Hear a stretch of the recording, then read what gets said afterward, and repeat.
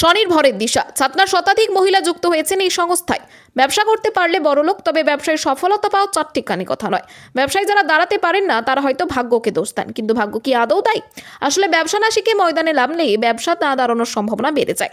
সেই কারণেই বাঁকুড়ার ছাতনার 400 মহিলা শিখছেন ব্যবসার খুঁটিনাটি। উদ্যম এম্পাওয়ার ওমেন অ্যান্ড ইউথ সেন্টারের উদ্যোগে টেলারিং ও ফ্যাশন ডিজাইনিং, কৃষি প্রশিক্ষণ, গ্রামীণ ডিজিটাল পরিষেবা, ব্যবসা ও উদ্যোক্তা উন্নয়ন, এই সকল বিষয়ে প্রায় 6 মাস ব্যাপী একটা কোর্স করানো হচ্ছে বাঁকুড়ার ছাতনা ও শিমলাপাল ব্লকে।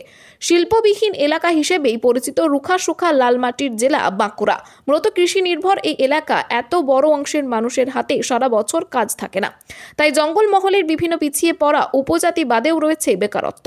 সেই কারণে নারী স্বাধীনতা এবং আর্থিক সচ্ছলতার কথা মাথায় রেখে মেয়েদের স্বনির্ভর করার এক বড় উদ্যোগ।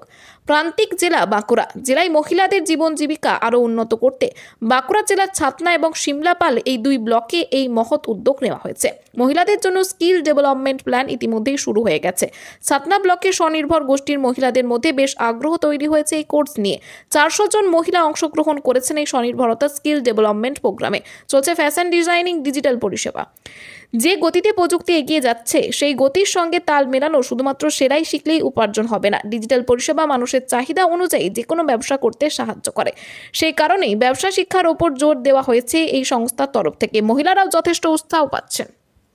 এই যে সংগঠন আমাদের এখানে যে উদ্যোগ নিয়েছে, কাজ করাচ্ছে, তো সেটা করে পরে আমাদের যে সব মহিলা আছেন, তো তাদের খুব উপকার হয়েছে। আমরা নিজেরও খুব উপকৃত হয়েছি। এখানে বাড়ির সামনে কাজ শেখানো হবে, তাই এখানে অনেক মেয়ে নিজেরা কাজ শিখতে পারবে, বাড়িতে বসে কাজ করতে পারবে, এটাই বলতে চাইছি।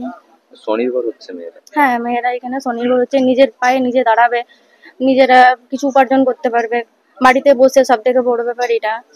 কতজন আপনারা অংশগ্রহণ করেছেন এখানে? আপনারা কতজন আছেন? মোটামুটি 60-70 জন এরকম আছে। কতটা খুশি এরকম একটা প্রশিক্ষণ শিখতে পেরে?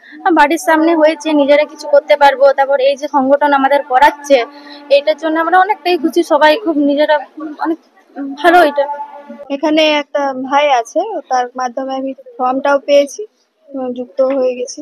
কেন যুক্ত হলেন? যুক্ত হয়েছি নিজে কিছু ইনকাম করতে পারবো, তার সঙ্গে 5টা মেয়েকেও আরো বলতে পারবো যে এখান থেকে তোরাও শিখ, তোরাও ভর্তি হ, তাহলে কিছু তোদের উপকার হবে। স্বনির্ভরের যে একটা ব্যাপার। হ্যাঁ, স্বনির্ভরের যে ব্যাপারটা আছে, নিজে নিজে ঘরের পাশাপাশি কাজকর্ম করেও নিজের যেটুকু ইনকাম হবে, নিজের হাত খরচা, ছেলে মেয়ের জন্য কিছু কিনে দেওয়া। বুঝলাম যে কিছু করতে হবে, মানে ঘরের কাজের পাশাপাশি মেয়েদেরকে কিছু করাটা সত্যি খুব দরকার। বর্তমান দিনে এরকম ধরনের ট্রেনিং এর খুবই প্রয়োজন আছে সমাজে। কারণ যেভাবে প্রত্যেক দিন মানে দিনের পর দিন বেকার সংখ্যা বাড়ছে, এই ধরনের ট্রেনিং একটা হেল্প করবে মানুষকে স্বনির্ভর হওয়ার জন্য।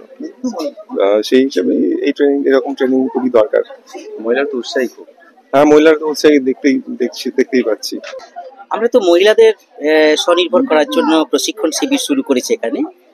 আমাদের প্রশিক্ষণের মূল লক্ষ্যই হচ্ছে কর্মসংস্থান সৃষ্টি করা, এবং গ্রামীণ কর্মসংস্থানের জন্য আমরা 4টা ক্ষেত্রকে বেছে নিয়েছি: ডিজিটাল পরিষেবা, কৃষি প্রশিক্ষণ, সাথে সাথে সেলাই এবং ফ্যাশন ডিজাইনিং, এবং সর্বশেষ আমরা যেটা করেছি, মানুষ কিভাবে ব্যবসা করবে। ব্যবসা করার মানুষ নিয়মগুলো জানে না, ব্যবসা সে শুরু করে দেয়, এবং যদি সেই ব্যর্থ হয় তখন সেই ব্যর্থতার দায় হয়তো সে নিজের ভাগ্যকে দেয়, কিন্তু ভাগ্য নয়, না শেখাই তার জন্য দায়ী থাকে।